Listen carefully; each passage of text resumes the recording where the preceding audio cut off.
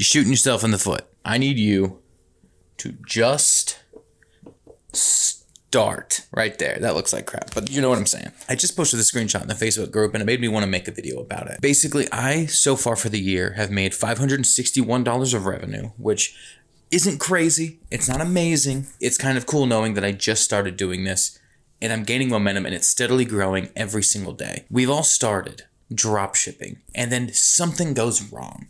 Facebook changed how everything works. TikTok changed how everything works. eBay's too saturated.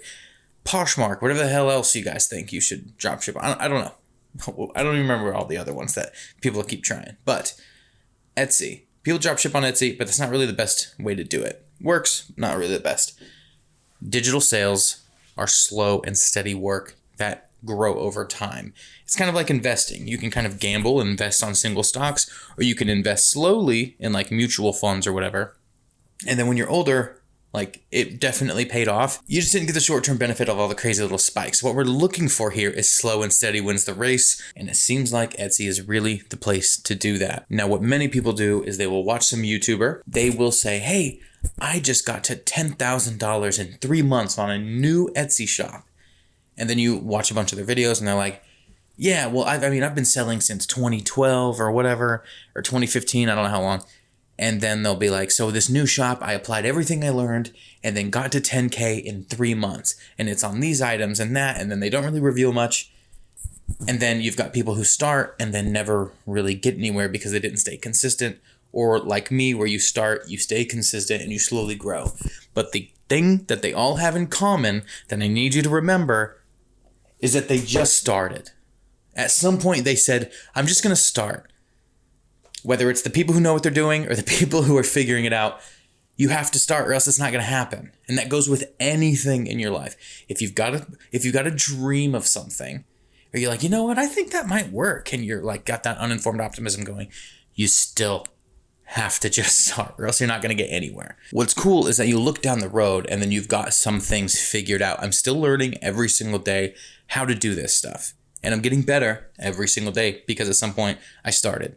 And then I learned. And that's literally the barrier. That's you opening the door is the just starting part. You don't have to do everything perfect. I definitely didn't do anything perfect for my first listings. My listings looked like crap. I still have a lot of them up. I'm kind of looking at my screen now. I know you can't see it, but I'm looking at old listings. I'm like, oh, those look like trash. And they don't have all the cool little perks that I have in them. Like nowadays, I'll sell like a digital design for a Tumblr. And then it'll come with free designs like what you see a lot of the time. It'll come with like little extra things that they can print out and customize in case they're selling them or gifting them. My mock-ups have completely changed so that not only do I have really cool mock-ups that show the image better, but now I've got video mock-ups that show everything better and they're 3-dimensional and stuff. So but if I had waited and where I'm like, oh man, I need to make sure I have all that stuff before I start, life happens. You get busy and then you're not going to start. So you're kidding yourself. And you actually, the sooner you start, also the sooner that the internet, Google, Etsy, whatever, can start baking all of your keywords into the system and slowly placing you where you need to be so it can test you appropriately with sellers and buyers. So like yesterday, I just had a big day out of nowhere and I was like, I really haven't even been on my shop for like a few days. And I was kind of starting to feel bad about it because I just, like I said, life happened. But because my shop had been baking in the system forever, yesterday I had a huge day that I didn't even nurture to make happen intentionally, but people were finding my stuff and I was there. Even with my business that I have with social media and everything, one of my biggest analogies I like to tell people is that it's like there's a party and it's, I don't know, like a networking party or something. If you're not at the party when everybody else shows up, nobody knows you exist. Like if you're not in the room when other people are ready to be in the room, you don't exist. So what's cool is that like I was in the room. I wasn't even paying attention, but my stuff was in the room. So when people were ready and they showed up to the room to buy, to look at stuff, to look around, I was there as an option.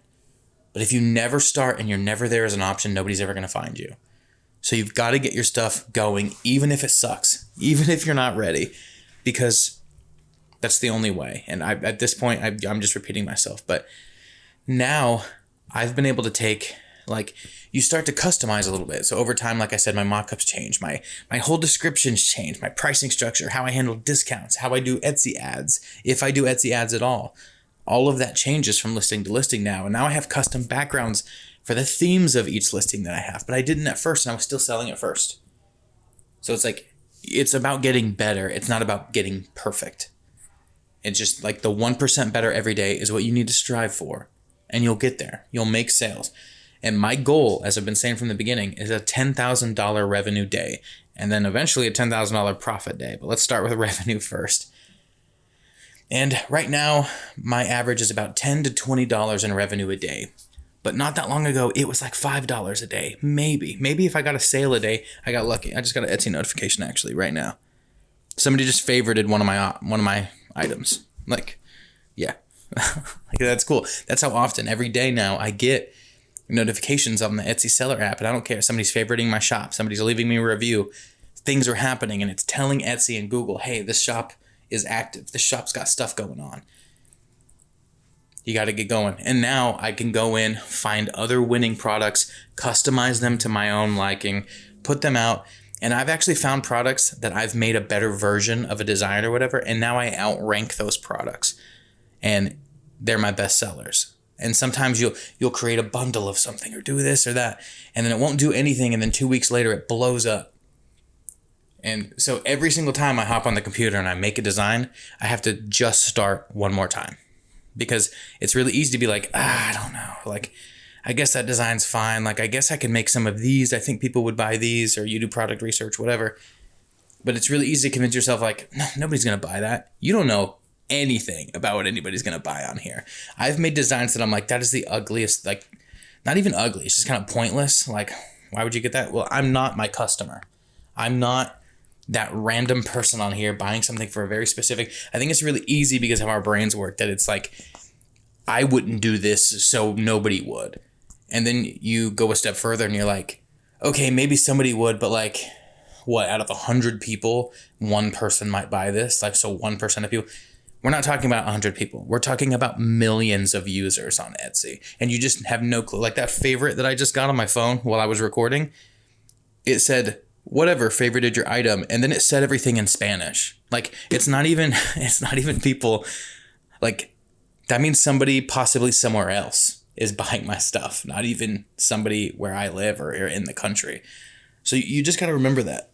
The net is actually so wide, it's hard for your brain to comprehend that the numbers are in your favor. Like me getting $500 in revenue for this year so far or whatever, like $600, that's very small. To some people, that's like, holy crap, how did you get $600 out of for no reason?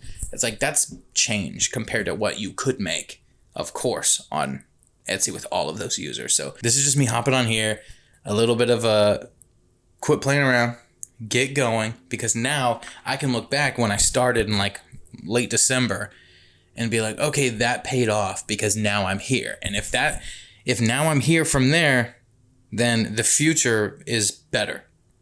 Like I'm going to be making double that, triple that. It's just going to kind of compound and exponentially grow as I continue to put effort in it. So get going, stop waiting, and I'll see you next time.